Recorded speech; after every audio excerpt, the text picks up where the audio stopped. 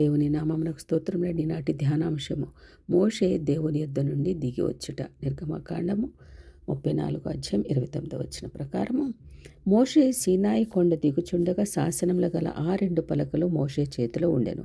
అతడు ఆ కొండ దిగుచుండగా ఆయన అతనితో మాట్లాడుచున్నప్పుడు తన ముఖ చర్మము ప్రకాశించిన సంగతి మోషేకు తెలిసి ఉండలేదు. అహరోనును ఇశ్రాయేలందరూ మోషేను చూచినప్పుడు అతని ముఖ చర్మము ప్రకాశించెను కనుక వారు అతనిని సమీపించవెరచిరి. దేవుడు మోషేతో మాట్లాడుట వలన మోషే ముఖము ప్రకాశించినది. దేవునితో సన్నిహిత సంబంధాలు కలిగి వారి జీవితాలు ప్రకాశించుచున్నాయన్నది వాస్తవమే కదా. మోషే దేవుని సముఖమునందు 40 రేయింబవళ్ళు గడిపి దేవుడు ఇచ్చిన ధర్మశాస్త్ర ఆజ్ఞలు గల పలకలతో దిగి వచ్చినప్పుడు ప్రజలు మోషే ముఖము ప్రకాశించుట గుర్తించి భయపడ్డారు. మోషే వారిని సమీపించి దేవుడు తనకు ఆజ్ఞాపించిన వాటన్నిటినీ తెలియచేసి దేవుని ఆజ్ఞ ప్రకారముగా జీవించవలనని ఇశ్రాయేలులను హెచ్చరించాడు.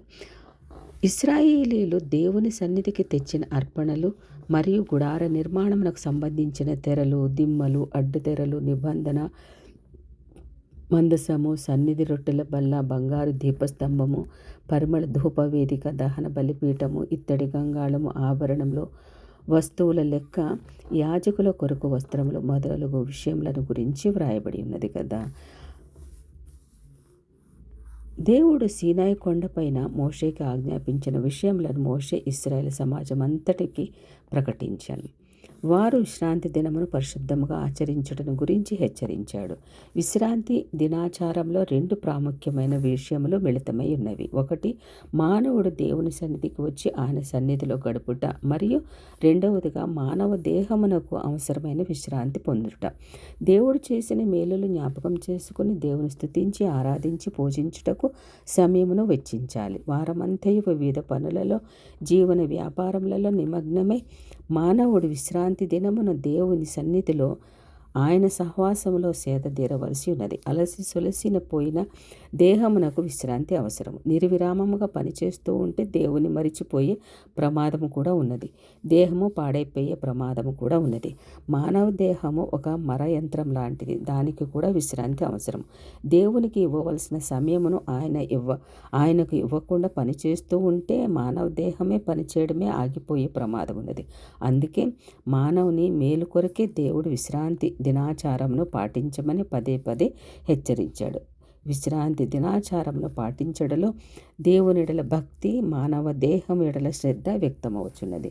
దేవుని సన్నిధికి మానవుడు ఒట్టి చేతులతో రాకూడదు. దేవుడు దీవించి మనకిస్తున్నప్పుడు ఆయనకు అర్పణలను సమర్పించడంలో విశ్వాసం వ్యక్తమవుతుంది. దేవుడు మానవునికి అవసరమైనవి సమకూర్చి అతని విశ్వాసాన్ని పరీక్షించుటకే అర్పణలు సమర్పించమని ఆదేశిస్తున్నాడు. మోషే ఇశ్రాయేలందరినీ దేవుని సన్నిధికి అర్పణలు తేవని ఆదేశించాడు. దేవుని పని నిమిత్తము అవసరమైన వివిధ అర్పణల గురించి ప్రస్తావించబడినది. మానవుని అర్పణలు దేవునికి అవసరమా? సమస్తమును దయచేసి సృష్టికర్త అయిన దేవునికి మానవుని సమర్పణలతో నిమిత్తం లేదు. కానీ విశ్వాసి యొక్క విధి దేవుని సన్నిధిలో అర్పణలు సమర్పించాలి. వాటిని దేవుని పని నిమిత్తమే వాడబడటానికి కానీ మన అర్పణలు దేవునికి అవసరం లేదు. ప్రేమతో మనపూర్వకముగా ఇచ్చువారిని దేవుడు ప్రేమిస్తాడు. కొరింథీయులకు రాసిన 2వ పత్రిక 9:7 ప్రకారం మరింత ఆశీర్వదిస్తాడు. ప్రతి ఒక్కరూ తమకు ఇవ్వబడిన తలాంతుతో దేవుని పనిని జరిగించాలని మోషే హెచ్చరించాడు. మనకున్న జ్ఞానము, తలాంతులు దేవుని దానములే. వాటిని కూడా దేవుని మహిమ కొరకు వినియోగించాలి. మనకు ఇవ్వబడిన తలాంతులను, నైపుణ్యతలను దేవుని మహిమ కొరకు వినియోగించాలి. ఇశ్రాయేలీలు ఐగుప్తు నుండి వారు బయలుదేరినప్పుడే వెండి, బంగారము, సన్ననార వస్త్రములు మరియు ఎన్నో విలువైన వస్తువులు తెచ్చుకున్నారు. నిర్గమకాండం 12:35-36 ప్రకారం వాటిని ఇప్పుడు దేవుని సన్నిధికి సమర్పించుచున్నారు. గుడార నిర్మాణం కొరకు వారు ప్రేరేపింపబడిన కొలది సమర్పించారు. విశ్వాసం గలవారు దేవునికి సమర్పించట్లో ఎన్నడూ వెనుకాడరు. ఆమేన్.